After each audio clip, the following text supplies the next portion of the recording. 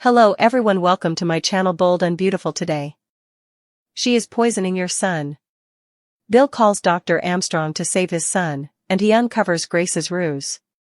Will someone play nurse since Liam Spencer is paralyzed? Following his shooting, Liam Spencer's fate will be decided over the course of the following 48 hours. Even though Dollar Bill's son is no longer in the operation room, he is still in danger.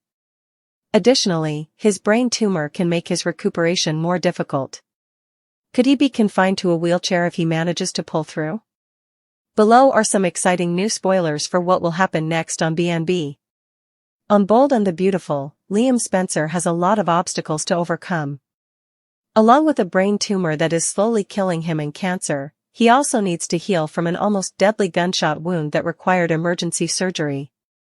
He may not be the same person when he wakes up because it's safe to assume that his immune system is already weakened. BNB spoilers, Liam receives terrible information.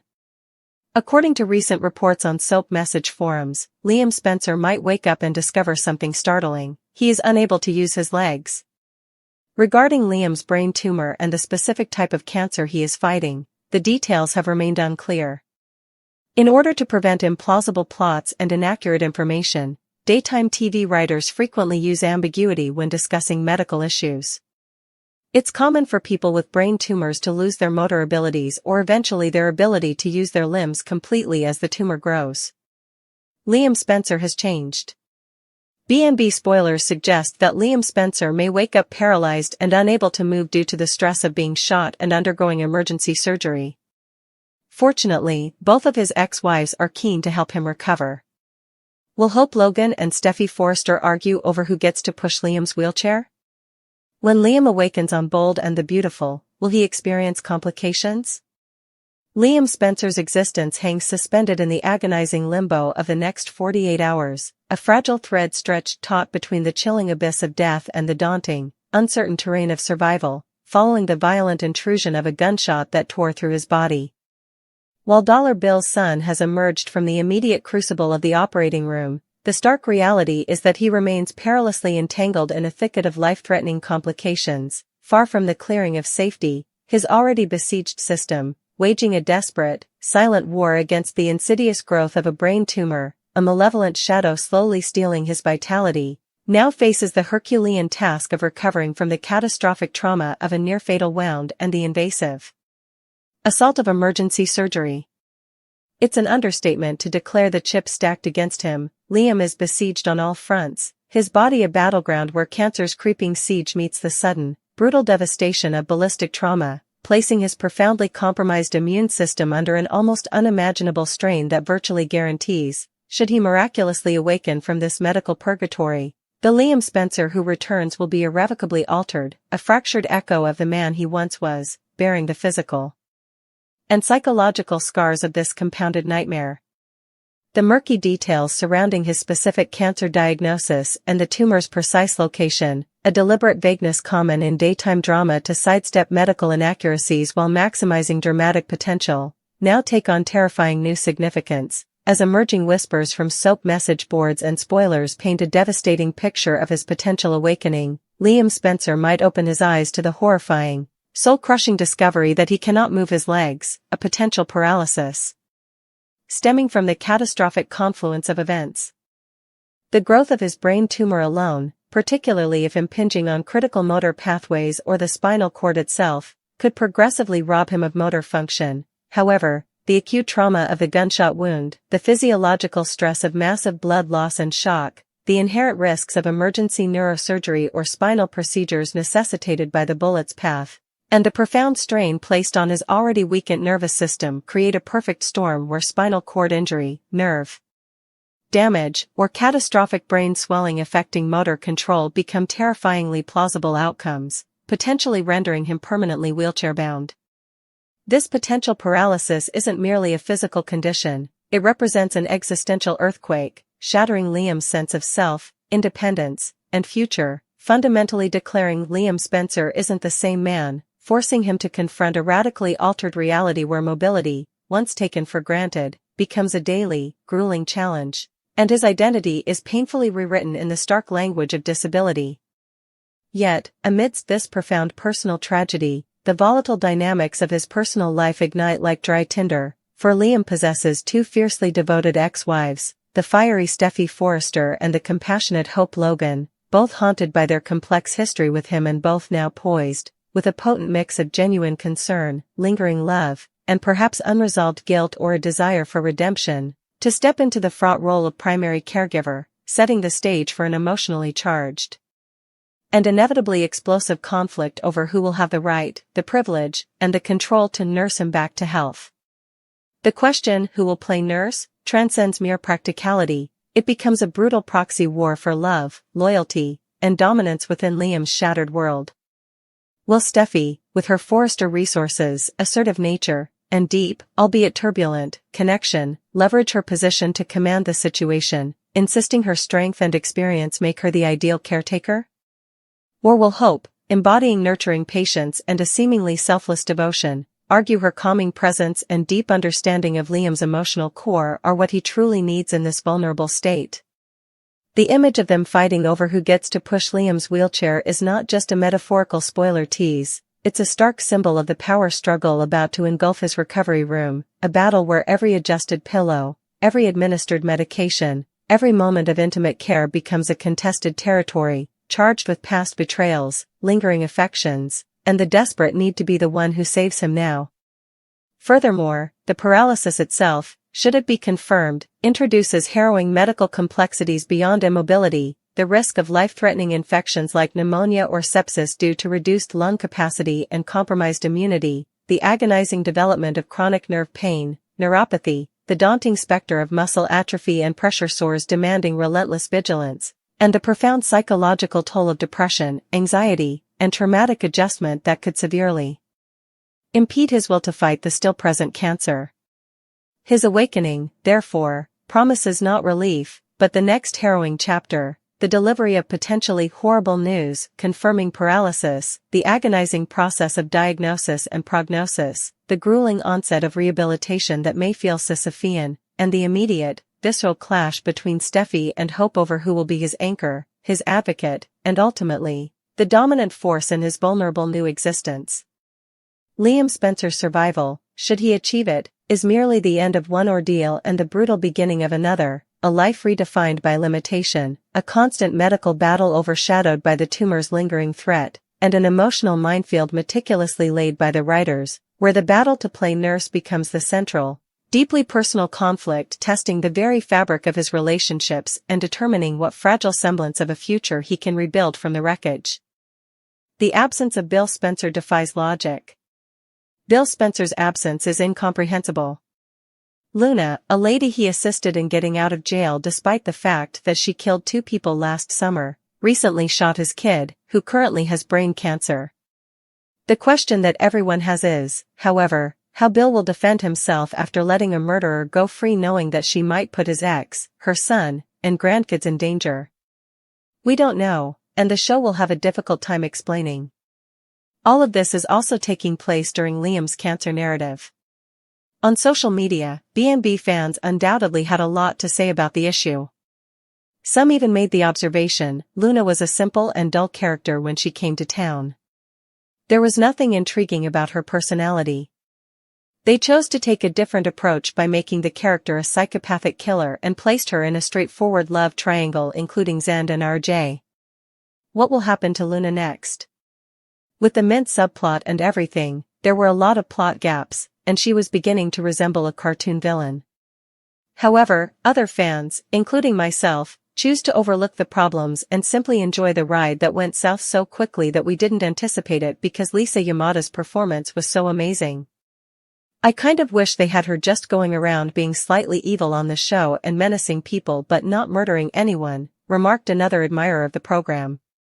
Although I think she's a great character, the show makes it difficult to see someone who has killed multiple people go free. Even more so when they create the excuse that she is free as one of the few individuals who would typically be the one yelling at others for the foolishness and danger. Bill's conspicuous absence during the concurrent, devastating crises engulfing his son Liam, battling aggressive brain cancer and recovering from being shot by Luna Nozawa, not just a puzzling narrative choice, but a gaping plot hole that actively undermines the show's internal logic and emotional resonance, leaving fans justifiably asking, where is Bill Spencer? And why does his silence scream louder than any Spencer proclamation ever could? The dissonance is deafening when juxtaposed against Bill's defining trait, hyperprotective, often domineering paternal fury. Liam's diagnosis alone should have summoned Bill like a five-alarm fire, his presence a constant, aggressive force demanding the best treatments, browbeating doctors, and fiercely shielding his vulnerable son from any additional stress. This is the man who built an empire partly fueled by his need to control and provide for his family. A son facing a life-threatening illness is the ultimate trigger for his most primal instincts. Yet, the show presents us with a void where Bill should be, a silence that contradicts decades of character development. The absence becomes exponentially more illogical and indefensible with the added, explosive layer of Luna's actions. Bill didn't merely cross paths with Luna, he actively intervened to secure her freedom after she confessed to murdering 2 people the previous summer. His motives, perhaps a twisted sense of obligation or a strategic manipulation, are irrelevant in the face of the catastrophic outcome he enabled. The woman he freed walked into his son's home and shot Liam, the very son fighting for his life against cancer. This isn't a random tragedy, it's a direct, horrifying consequence of Bill's own dangerous decision. The narrative imperative for Bill to be present, to confront this monstrous reality he helped create, is overwhelming. How does Bill Spencer, the man defined by explosive reactions and controlling impulses, not explode onto the scene the moment the bullet pierced Liam? Where is the volcanic rage directed at Luna, at himself, at the system that allowed this?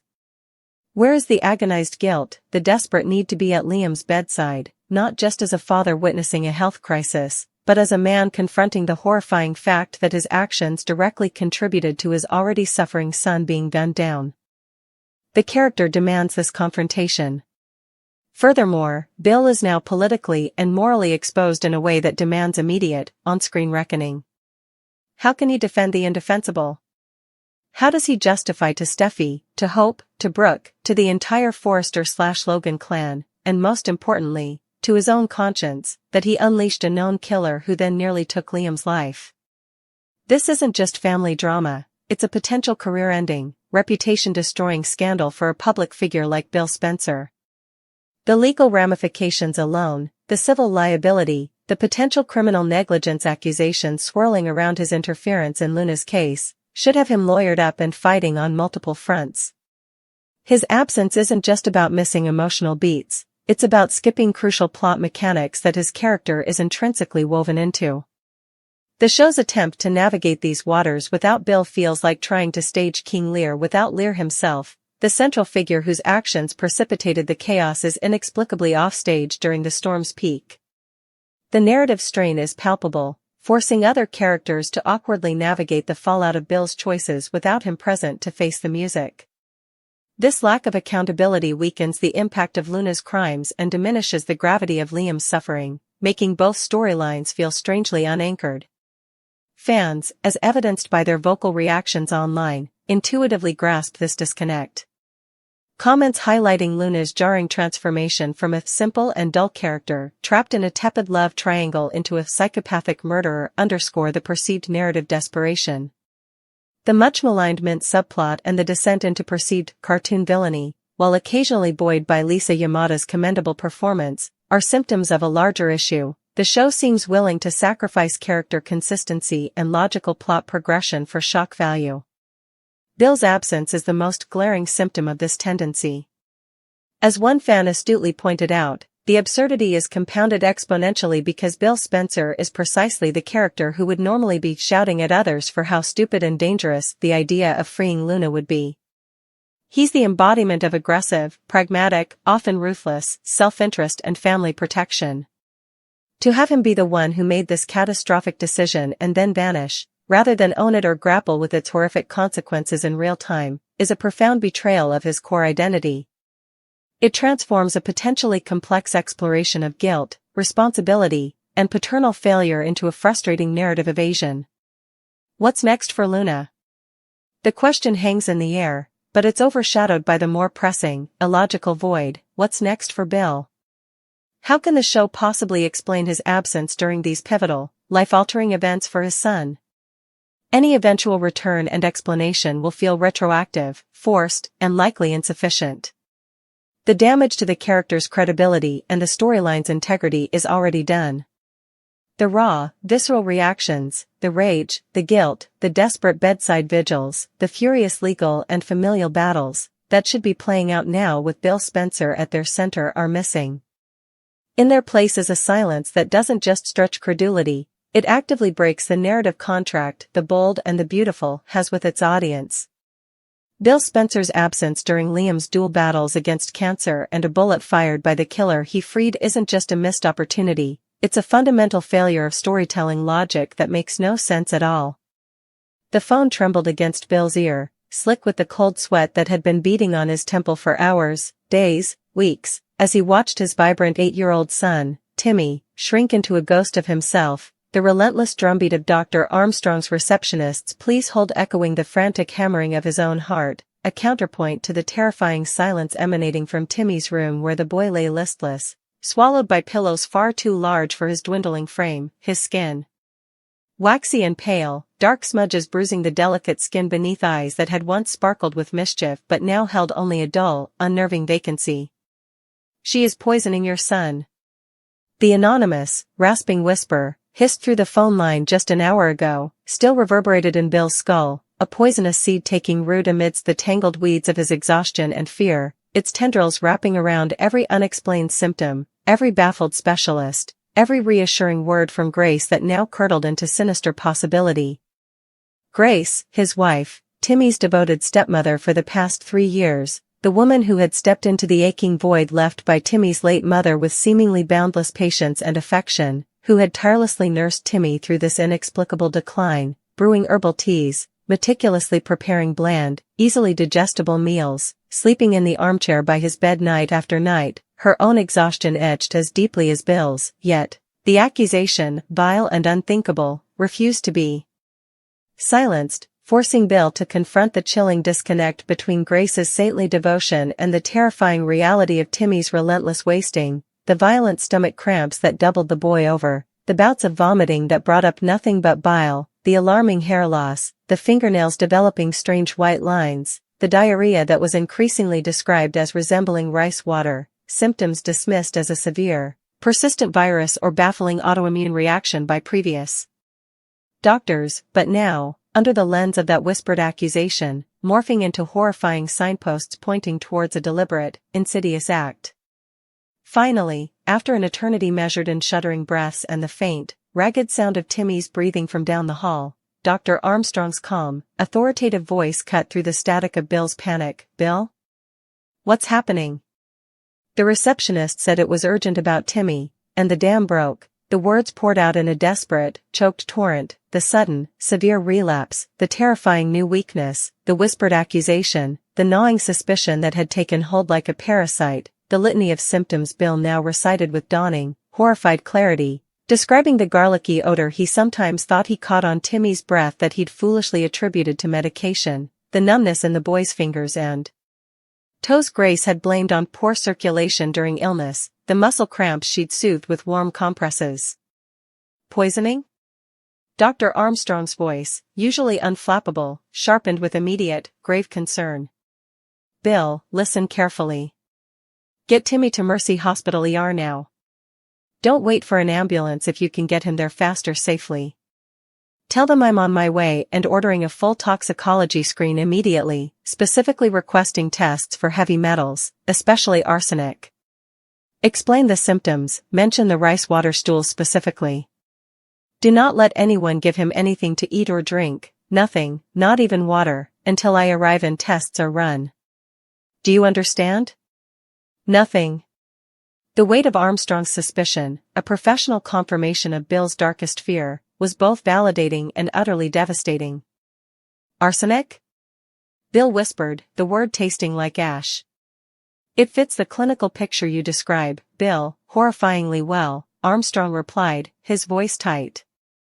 "The GI symptoms, the hair loss, the measles lines on the nails, the neuropathy, the skin changes, the characteristic odor, it's textbook chronic arsenic poisoning." Get him here. Now. Hanging up, Bill moved with a frantic energy fueled by terror and fury. He bundled Timmy, frighteningly light and limp, into the car, the boy barely stirring, his breathing shallow. Grace, her face drawn with what Bill now saw not as shared exhaustion but as the mask of a consummate performer, rushed forward, a glass of water in her hand. Bill. What's happening? Where are you taking him? He needs to stay hydrated, let me just, no. Bill's roar startled even himself, echoing in the sudden stillness of the hallway. He knocked the glass from her hand, water splashing across the floor like accusation. Don't you touch him. Don't you give him anything. Armstrong suspects poisoning. Arsenic poisoning. He watched her face, searching for a crack in the facade, for guilt, for shock, for anything real. Her eyes widened, but it was a calculated widening, a pantomime of horrified disbelief. Poisoning? Arsenic? Bill, that's insane. Who would? Her voice quavered, but it sounded rehearsed, the tremor too precise. Who indeed, Grace? Bill spat, the name tasting foul. Get out.